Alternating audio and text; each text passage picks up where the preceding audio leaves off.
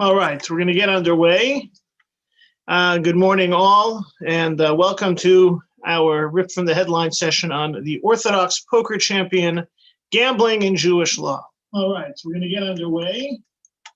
Good morning, all, and just make sure that put the text into the chat for those who didn't see them yet. And we, as usual, everyone is muted to start. If you have a question or comment, please chat it or unmute yourself, and we will get underway. If you see on the source sheet, link is in the chat. This class has been inspired by the following headline: Orthodox Jewish businessman vies for the crown at World Series of Poker's main event. And this is an article appeared in the JTA on December 23rd. It appeared in other news outlets as well because it was a very unique type of a story. And as you see, as Gershon Distenfeld sees it, life and poker have their similarities, notably a certain amount of uncertainty. There's a little bit of luck involved, sometimes a lot of luck. An Orthodox Jewish businessman from Bergenfield, New Jersey, told the morning show Bloomberg Surveillance last week, as reported by the Forward. But in the end, skill does win out. Distenfeld, 43, is hoping any combination of luck and skill will land him the champion's bracelet at the World Series of Poker. Final table starting December 28th in Las Vegas. Distenfeld is already in coveted territory, reaching the main event's final table. 705 players paid the $10,000 entry fee for the prestigious tournament. They played only the first 2 days rather than 10, and neither was on Shabbat, clearing the path for the observant Distenfeld. They're vying for a top prize of $1,553,256. Distenfeld has assured himself of $98,813 by reaching the final table. If he finishes sixth, he gets $215,222.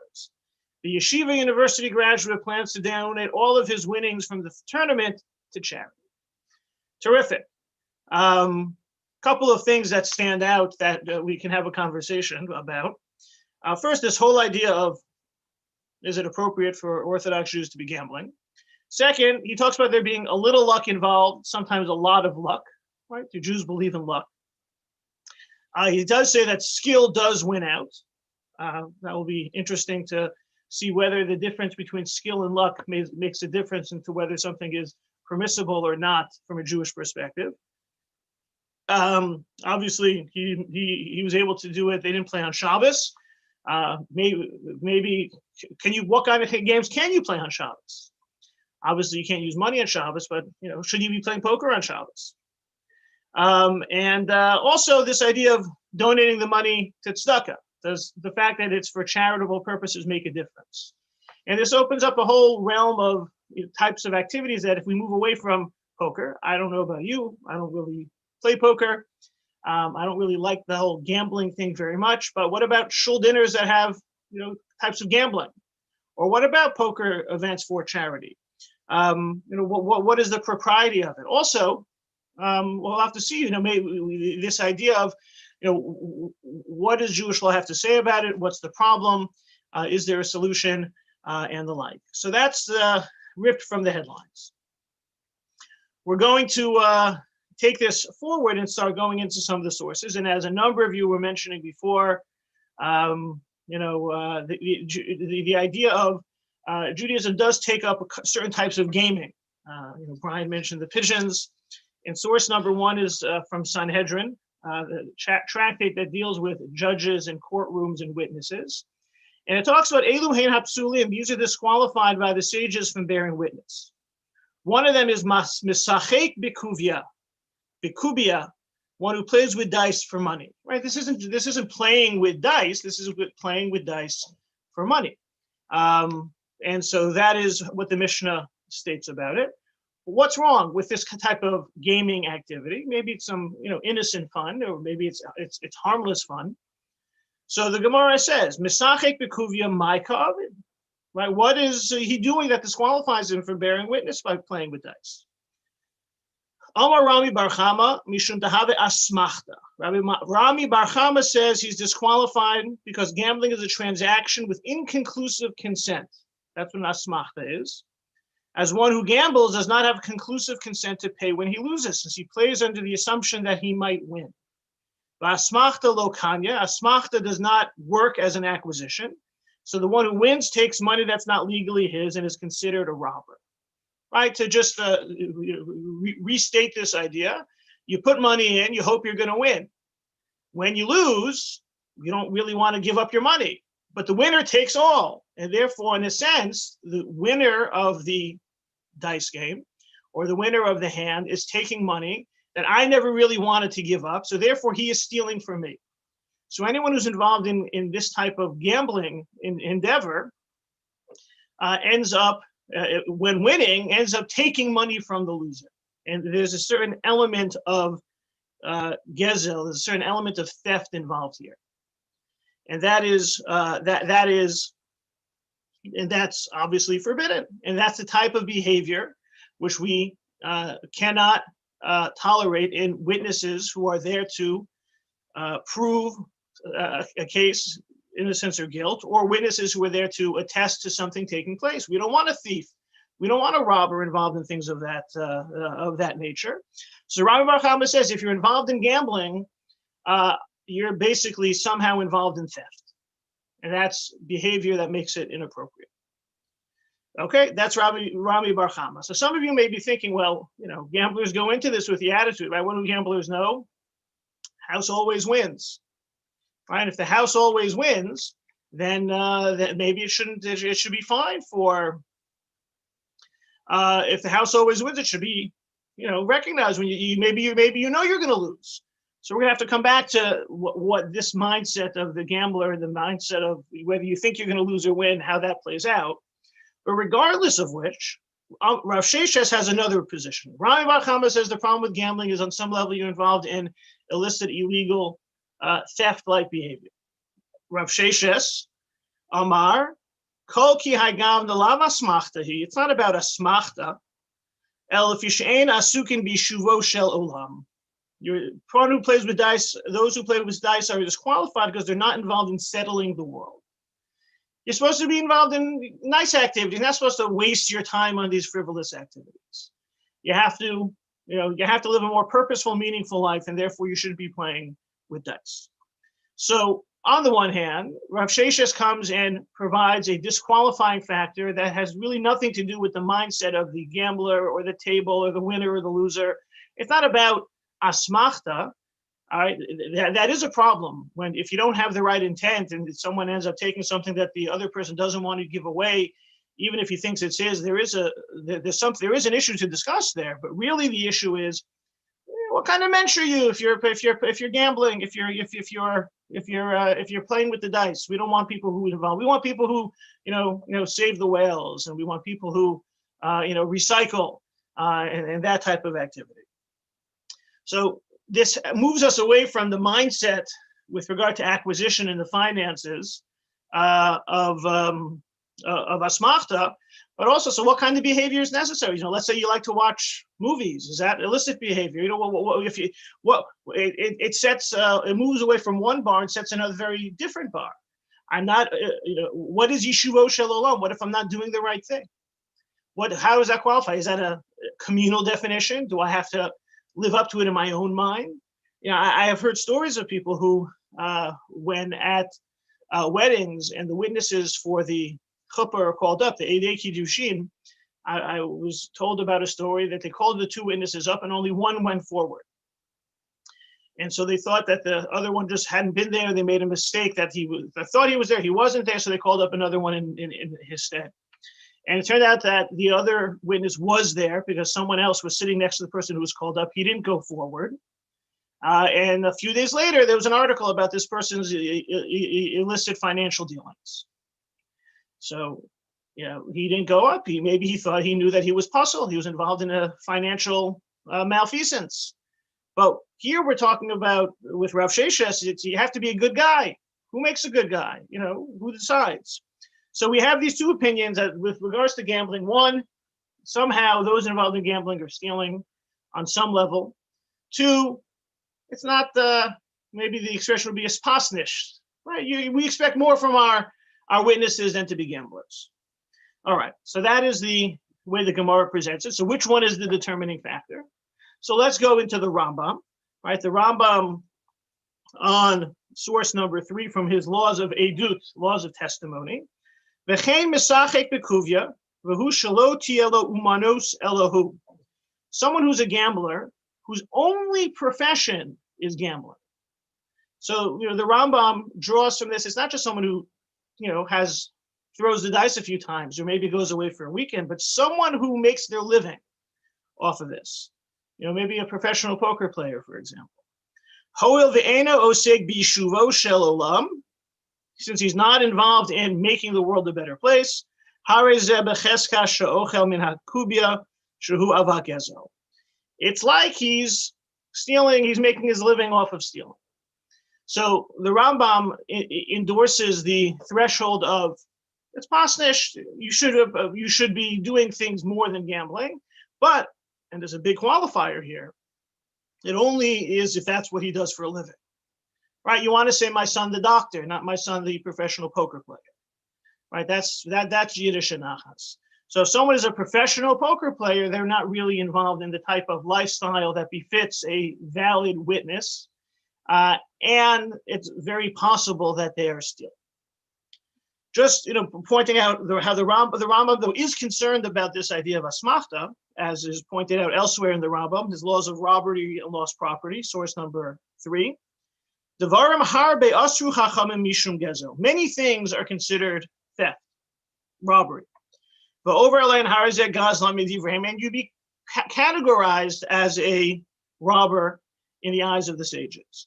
Kigon mafriche yonim v'amisachek b'kuvya. Someone who plays with the dice and tosses about the pigeons. Right, that's one of the other categories of forbidden activity. Other types of gambling. Misachek bekuvya im ha'akum ein bo iser gezel. Right, so there is a problem that the rabbis peg this as some type of robbery, but if you're gambling with non-Jews, it's not considered robbery. But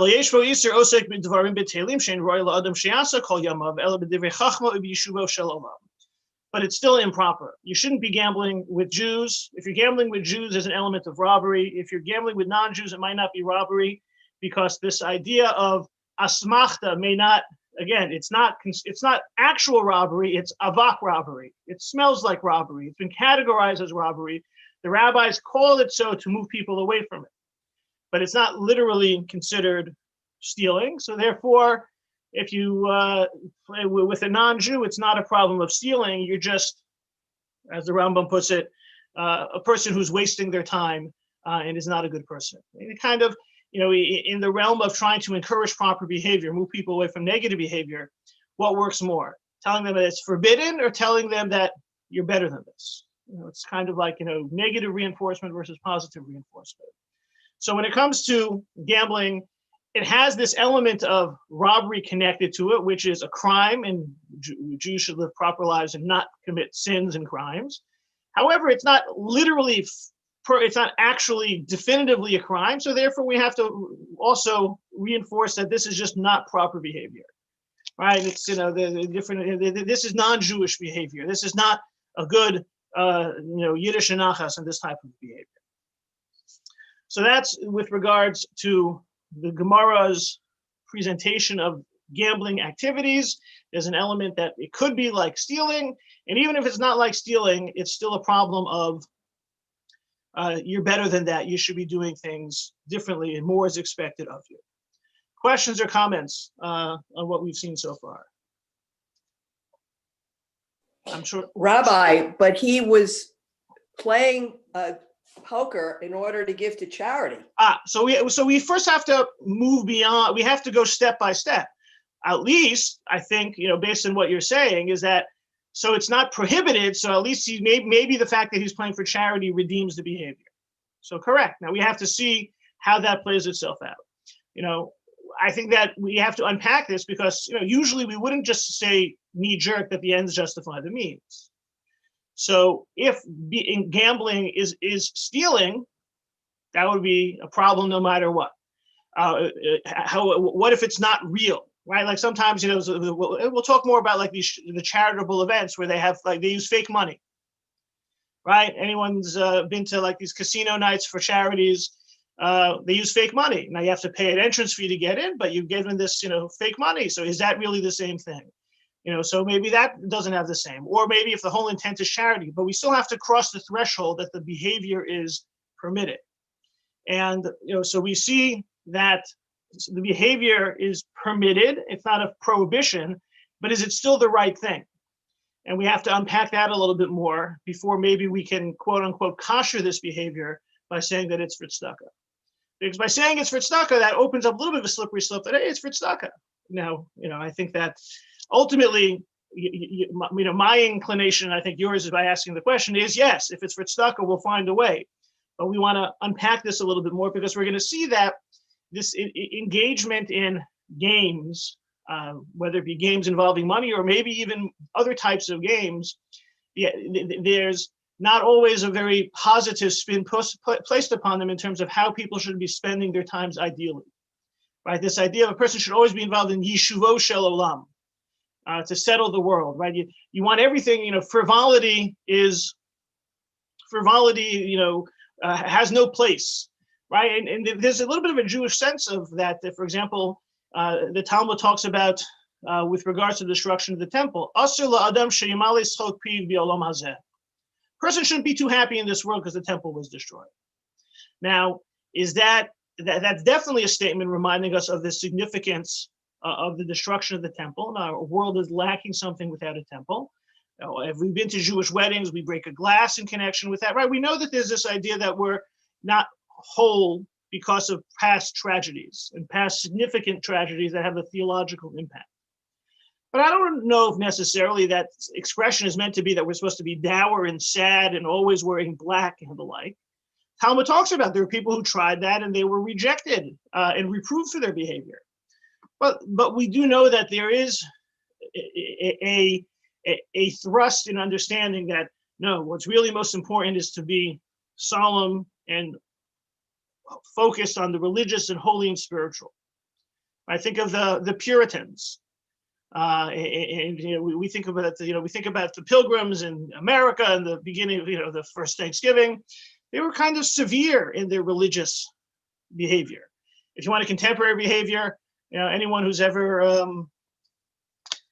you ever see the Handmaid's Tale, right? In terms of the behavior that's put forth, whether in the book or in the series, this idea of how dare you smile. So there's this yeshivo shel olam component that we have to unpack a little bit, as we're going to see. Some have some take this further than others. So let's go a little bit further into that. So if you turn over the page, source number 4, it's a little bit fuzzy because it came from the original. I tried to make it bigger, it didn't really work. I have it here in the Talmud.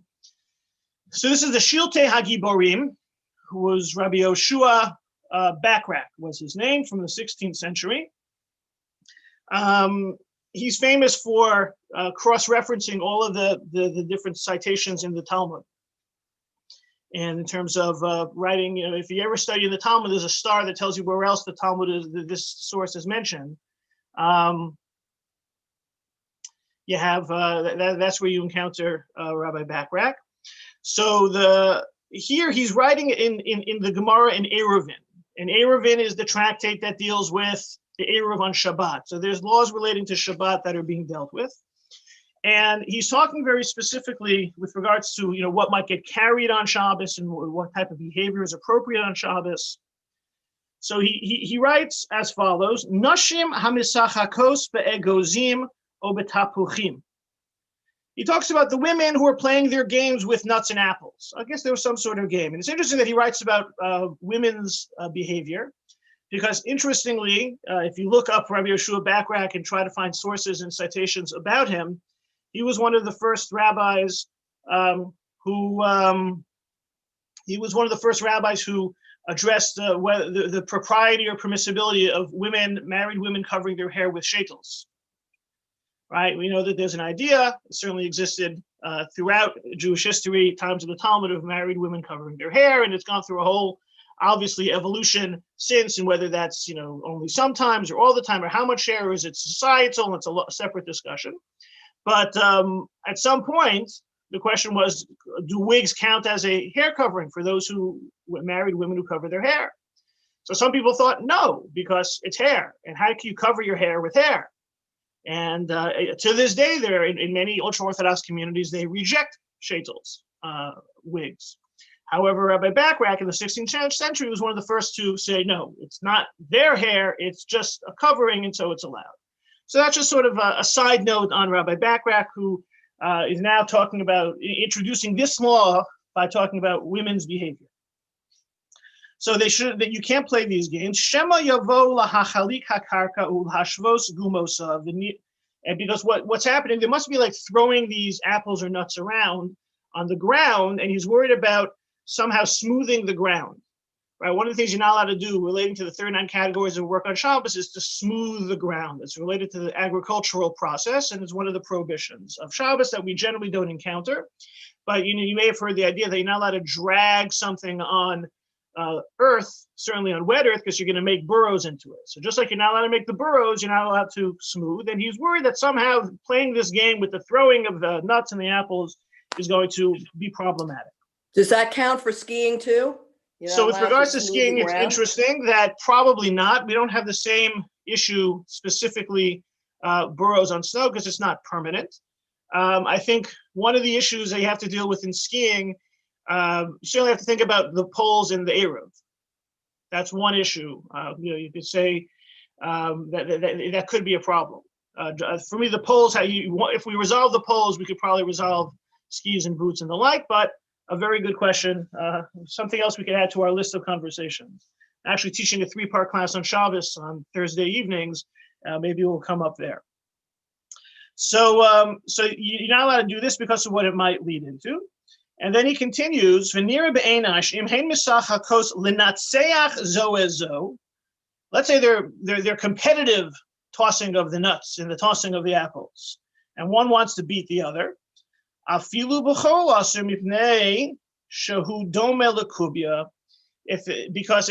it's a competitive game, then it's forbidden because it's like rolling of the dice, right? So he's saying that there's an activity, there's a game that the women play, that if they're playing it competitively, they should. He would say it's forbidden because it's too much like gambling.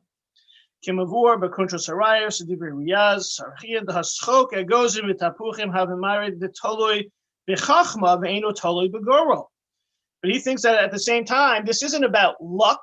He says it's talui b'chachma. It's a skill. It's not about the flip of the dice or the card that comes first. It's it's all in the wrist in terms of how you're going to win. I know there's a game that I remember playing growing up. My Chabad friends all had it. They called it kugelach. Anyone ever see kugelach? It's in Hebrew. It's called chamesh avanot. 5 stones, and it's this game. It's like jacks. It's like Jewish jacks, and it's about how many you can pick up. There's not luck there; it's skill there. So he's not so sure that this should really be problematic based on this other opinion because it's a skill, not luck. If you really want to prohibit this, and this is if you're following on the source number 4, it's the left-hand column. If you can try and make out, it's in Rashi script and it's hard, but this is what he's saying. I'm reading from the original in the Gemara text. And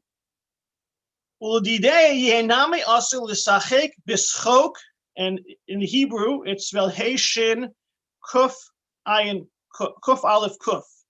If you want to say that it's prohibited to play this game of skill, just like it's prohibited to gamble with luck, then you should also prohibit playing check, chess. You should also forbid playing chess because it's a game where somebody wins and somebody loses.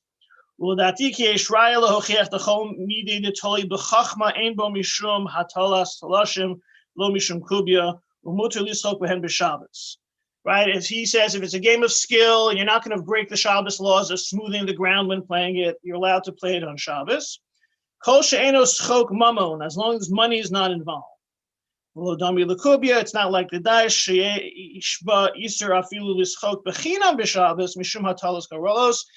With regards to the dice, you can't even play it for fun because of the fact that it has this gambling component. So here from the Rabbi Bachrach, we encounter a whole different idea that there is a difference between luck and skill. If it's about luck, it's more problematic. If it's about skill, it's more permissible. But he also enters us into discussion about games on Shabbos, right? This idea of what you can and can't play. Obviously, if the game involves something that breaks Shabbos, it's a problem. He then talks about if it's a game of skill, like chess, it should be okay on Shabbos, as long as money is not involved. And this, I think, fits in with how we look at the games that we play on Shabbos, that we play, games of skill and, different types of games. Enters into the question, people always like to say, can you play Monopoly on Shabbos? Right? Monopoly is, more business oriented. So at the end of the day, I think it's fake, so it's okay. But you can see that based on this source, Rabbi Bachrach may have a problem if some type of activity is financially connected. But so we see that, but we do encounter this idea, though, that some people feel that all games are problematic. You're going to forbid playing chess. If you're playing chess, someone wins, someone loses. If there's a winner, there's a loser. It's somehow problematic in the same way that rolling the dice or racing the pigeons, any games of luck are problematic. So we're noting that this idea that even if, let's go back to our original question, gambling is not a problem of stealing, but maybe there's better activities to be involved in. Well, maybe it's just a game. Or the opinion quoted by the Shiltei Giborim is, no, we don't play any games.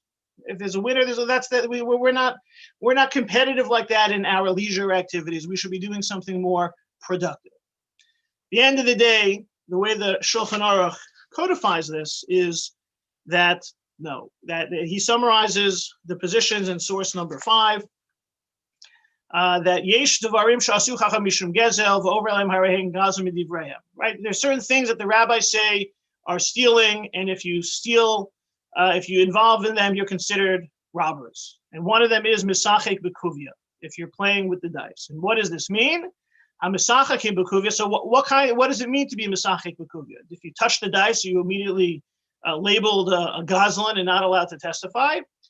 How does it work? Hamisachakim b'kuvya ketzat, second line of source 5. Elu shemisachakim be'etzim o b'tzruros o batzamos. You play with these little wooden things or stone or bone. Yosim t'nai b'neihem. You make a deal. Shekol hanotseach es chaver v'osos chok yikach kach v'kach. Whoever wins will take the money. Mekena misachakim be'behema o b'chaya o b'ofos. If you have some sort of games with the animals. Yosem t'nai shekosha t'natzech behemaso o tarutz yoser, one who wins or one who runs faster. Yikach chaver o kach v'kach. Right? Maybe we're talking about, cockfighting or dog racing, right? Because he talks about animals, one winning. Okay, that's, or one running faster. Anything like this, this is considered stealing. Right? It's not necessarily stealing if it's being done with non-Jews, but you're doing something that's wasteful.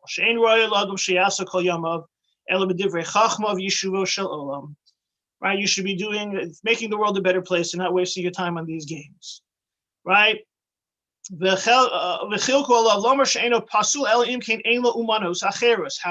they point out, though, that this is only if that's their profession. And now Haggah, Rabbi Moshe Isserlis, points out that if he has another job, you're allowed to gamble, even with Jews. You're not considered stealing. It's not a problem. If you have another job, you're just doing this on the side. It's you're not unfit from testimony. The practice is for Jews to play with the dice. And it's only problematic if you are a professional gambler. All right, now there are professional gamblers. There are professional gamers out there now. It's kind of lucrative. Any of you have children or grandchildren who like playing the video games. There's some people who do quite well on this subject. But for now, we see that it's not necessarily the greatest way to spend our time, but gambling is not viewed as problematic stealing or even the worst activity possible, as long as we have other things that we do as well. That's how the more stricter views are rejected. And as Rabbi Moshe Isserlis points out elsewhere in source number 6, and not like those who say you're not allowed to play games of chance at all, right? So there's that restrictive view out there. But the restrictive view is essentially rejected, certainly by Rabbi Moshe Isserlis. So we started talking about gambling. You're forbidden to testify. Are you stealing? Is this not a good activity? Yes, yes, yes, yes. However, really, it's not stealing, but if you make all your money and all your living out of this is all you spend your time doing, then that's not really viewed as a permissible way to earn one's keep. And you should be spending your time doing other things. But in general, little dice on the side, the consensus halachic opinion seems to be okay with it. Even though there are more restrictive views who feel any type of competitive gaming is not the right way to live a Jewish life. And some would say anytime money is involved, it is forbidden. Certainly, the consensus, the more majority view, certainly as source number 6 points out, is to reject that view. Questions, comments, or thoughts? And before we pivot towards a kind of a game of chance that maybe we've overlooked, as well as then we'll talk about the charity component. Okay. So Rabbi, Tuesday night poker games are okay. Yeah. That's again, Tuesday night shiur might be better, or Dvar Torah at the poker game, but it's Tuesday night poker games are okay. Except according to the more restrictive view, which we'll explore in a minute. Did Rabbi Feinstein ever pask on this? I'm not aware. I can't say I've reviewed all of his things. In the literature that I have reviewed in preparing for this, I did not see him quoted specifically on this issue. But so now there is a kind of chance that a lot of people take all the time. Lottery tickets, right? Isn't a lottery ticket a kind of, play your luck? All it takes is $1 and a dream. How does that play out? And on some level, you are putting in some money. And, how does that play out? Remember, we talked about this idea of asmachta, that I put in money and I think I might win. And if I don't win and someone else takes the money, then since I thought I might win, maybe that person is taking my money. Right. And we said, even though when the gamblers put the money in, they're essentially acknowledging they might lose. But as long as I haven't committed to completely losing, right? If I didn't think I had any chance of winning, why would I even play in the first place? Right. That was the idea of asmachta that we introduced originally. So isn't playing the lottery's problem from that perspective? And so we said that generally speaking, the idea that it's stealing, if it's done occasionally, isn't a problem, and if it's done, not as a profession, it's not a problem, right? We saw all of that, but we did note, as pointed out in source number 6, that there is a more restrictive view here. So what about that restrictive view? Does anyone see some things other than classic poker, gambling, dice, roulette, etc.? Could there be a problem in that?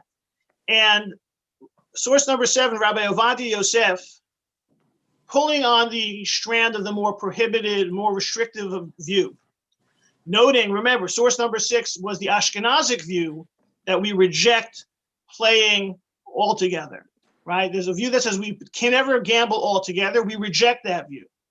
But some Sephardim accept that view. So Rabbi Ovadia Yosef points out, source number 7, Lefize lamanu ki b'nidon ha'she'ela b'misachek she'osim b'Rangoon. Right? Rangoon is no longer a country. It's called something else now, I think. No? But they had a casino there. She'hazoche b'hagrala notamo shloshim rupiot tmurat rupi achat shenasan. Right? You give in 1 rupee and you get 30. You're getting from the money that was put into the pot. This is Mesachik Bekuvia, right? If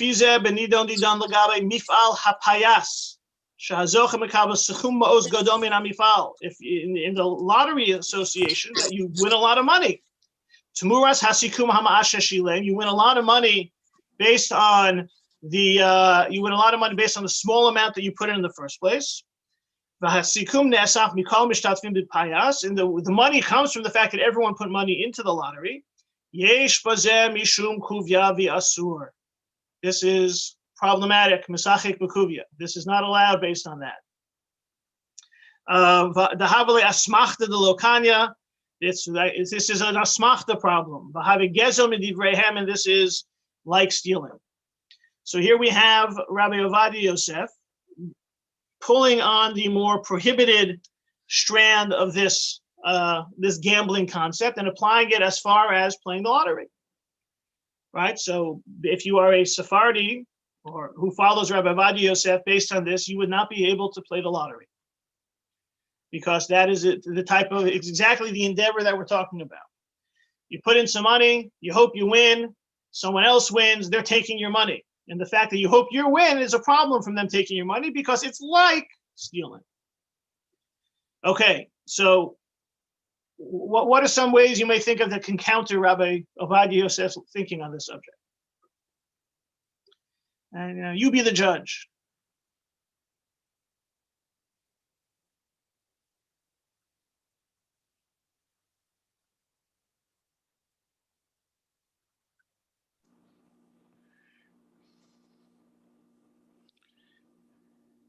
Very interesting topic. All right. So I think I agree. In all my years at yeshiva and throughout my lifetime, the rabbis never talked about this. Well, because once you start talking about it, I'm telling you, it's great that you're talking about it. Once you start talking about it, I'm permitting poker night. The rabbis don't want to talk about that. Oh, all right. I mean, let's not have poker night on Friday night. Right. But yes, Phil. I'm wondering how these Chinese auctions that all of the yeshivas and shuls where you buy a ticket and they have gifts and you put your ticket with your name on it in a little container, hoping you will win. Is this stealing also? So hold that question. I guess that connects. We're going to look at it. Obviously, charity will be different, as Jeannie pointed out. We'll see that inside. But we're going to talk about that. And there's actually a big fundamental difference there. We'll talk about it in 1 second. I think one of the questions is whether you expect to win or not. If you have, if the odds are long and you don't expect to win, that was considered one of the ways you work around. All it takes is $1 and a dream, right? You got to really be dreaming this. You don't really expect this. So I think that definitely also fits into my thinking of this. But then again, if you're gambling and you're going on the principle of the fact that you're taking somebody else's money, it's very interesting that if you win and you take that money and you give it to tzedakah, the person that lost the money gets credit for the tzedakah. Well, correct. Well, on some level, I think that ties into this idea. When you give in that money, are you really expecting your dollar to come back to you in the winning of it all? I think that you're giving the money and you're hoping that some small infinitesimal chance I win. I'm not thinking about getting my dollar back. And I'm not thinking that when you win, hopefully, Elliot, you'll win. When you win, you're not taking my money. You're winning the pot. You're not winning my money. So I think that taking what Brian was saying a little bit further, that's where we can go with this. Yes, Phyllis. There's also a factor of entertainment. Okay. Vis-a-vis the Chinese auction. Are you there because you're having an evening out and you're having fun? So keep in mind so let's just cover that for a second. Chinese auctions, a couple of things. Very often the prizes are donated. So you're not winning someone else's something. You're winning, you have submitted a chance to win. And when you win, you're not taking someone else's money. You're winning a prize that was already donated. So there's no other side potentially giving up something that they don't want to give up. In a lottery, my dollar is helping fund your dream, right? Because that's how the lottery system works. So there is that possibility, and that's where Rabbi Yosef comes along and says it's problematic. But if we look at Rabbi Moshe Sternbuch, who is one of the leading rabbis in the ultra-Orthodox community in Israel today, who has a lot of response on contemporary issues, he builds upon that as one of the reasons to permit it. And he says, with regards to the lottery, Sherabim konim kartuse hagwala kedei l'shtatef hagwala v'zoch mekabel pras. Lotteries, Rav Bachrach pirsim shel Sfardim asur lihishtatef hagwalos. that Sephardim shouldn't participate, based on the fact that there's the Rabbi Yosef Karo, who is the one who determines these things for Sephardim, points out that Kol Homer etain im yiyeh, I'll give it if it happens, is considered problematic of asmachta, because he thinks he's going to win, and the person who buys the ticket thinks he's going to win all the money, and it should be problematic. And the Rama there does not have a problem with this, right? So how can this play out? How can the Sephardim do this? So this is now the fifth line down. Sephardic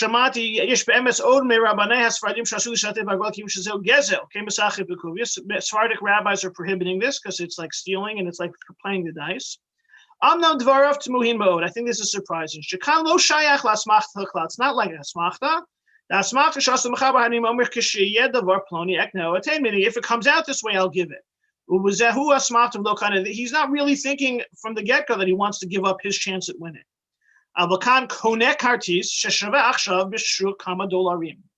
This case, when you buy the ticket, you're purchasing an asset. You now own a ticket that's worth money. So you've actually paid for something and received goods in return. It's going to be worthless at some point, but right now, before the lottery is drawn, it's potentially worth money. So when you buy the ticket, you've purchased something, and therefore this is not asmachta or stealing. You own something right now. You could sell it. It's a business. You take your money, you buy a ticket, you own the ticket, and at some point you'll find out whether you win or lose. Also,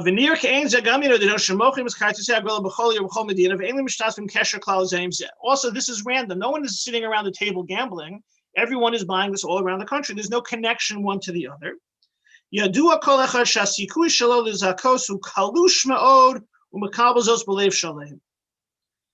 Right? And you know your chances are infinitesimal. And he goes on to say, it's not like gambling around the table where everyone's watching each other and, you know, putting on their poker faces. There's a real connection between the people there, and that could be more problematic. And he goes on to say that this is how we have we have lottery tickets, and it's not a problem. Next page, so if there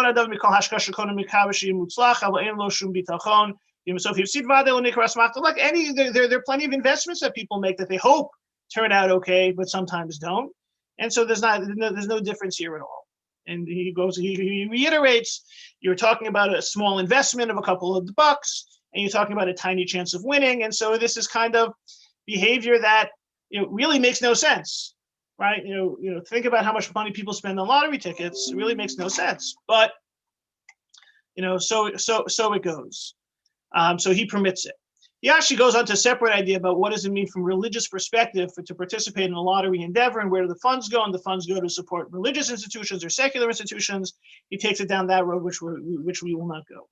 So he tries to present a case that this is not any way like gambling. It's more of an investment. It's something, you know, offhand. It's fun. He says even Sephardim can participate. So let's talk a little bit about tzedakah. And so for tzedakah, Rabbi Moshe Isserles in source 9 points out, Vim nadar eze davar ba'asmachta l'tzedakah o lehektish kone k'moshe nisba'er. If any way that you donate to tzedakah, it counts, even if it's, you know, even if it's conditional. When it comes to tzedakah, that we want the organization to get the charitable donation. This actually relates to the idea that in synagogues, they sometimes make mishaberachs and engage in what's called schnuttering, where a person called to the Torah who receives a synagogue honor is given a blessing, and in exchange, bavur shenadar tzedakah lebeit hakneset, he's going to make a donation. Sometimes they announce a donation, especially in Sephardic communities. They have what's called nidavot. You get called to the Torah and you list your pledge. Or, you know, so if you don't want to list a pledge, you say you'll give whatever I can. In a sense, first off, some shuls don't like it, it's distasteful. Some shuls don't like it, it adds too much time. And some shuls have changed it because it makes a commitment. If you say you're going to give it, you have to give it. So they've added the words bli neder. We don't want you to be obligating yourself at that moment. Now, question is, can that, with regards to tzedakah, does that help? So at the end of the day, we say that if you say something bli neder, it's not an ironclad commitment. But we do see when it comes to tzedakah, we're willing to extend the boundaries of appropriate transaction. And so something that may be an inappropriate transaction that can be problematic and forbid gambling to the professional gambler, that type of transaction, if it benefits tzedakah, could be good. And that's also why Rabbi Bachrach continues and says that the lotteries or raffles that shall moso shakesav holech litzedakah, yesh litzaref od shel harbe poskim ein din asmachta behekdesh. Right, lottery. None of the cautionary tales of lotteries and gambling apply if the money is going to a higher purpose. Yeshivos and kollels are considered tzedakah. And if you don't win the raffle or the Chinese auction, you'll feel at least you supported a cause. We can even be more lenient. So even if you want to say you shouldn't participate in the lottery, for a charity, we'll go the extra mile. And I think that this is somehow based upon the thinking, the thought process that, you know what, this is not the type of behavior we want you to make your living on. This is not the type of behavior we want you to do 7 days a week. This is not necessarily the type of games that belong being played on Shabbos or the like. But within the construct of a well-rounded religious and secular life, Tuesday night poker is okay.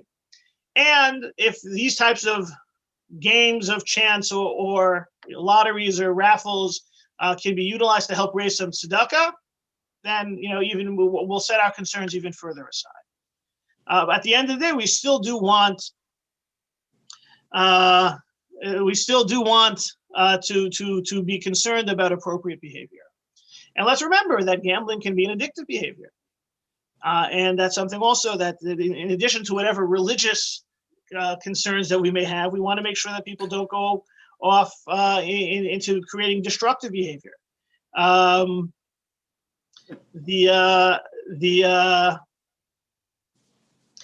So with regards to destructive behavior, we see on the last couple of sources in Psachim 113a, Amalei Rav L'chia Brei Lo Tishtei Sameh. So Rav said to son, don't get in the habit of taking too many medications. So why not?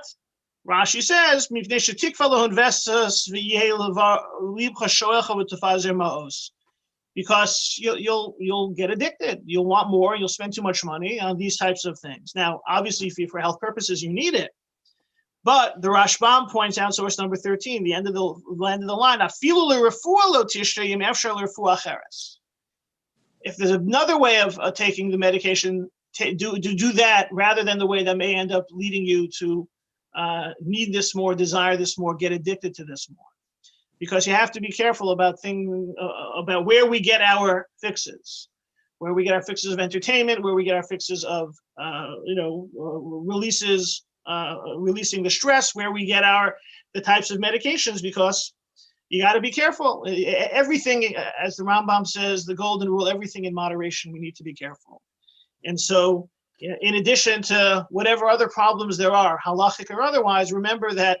As we are taught, there can be too much of a good thing, and that is something that we need to be concerned with as well. So, in this case, I actually didn't even pay attention. I imagine if they played these finals back last week. I imagine if in this case the Orthodox Jewish businessman had won, we would have heard a lot more about it.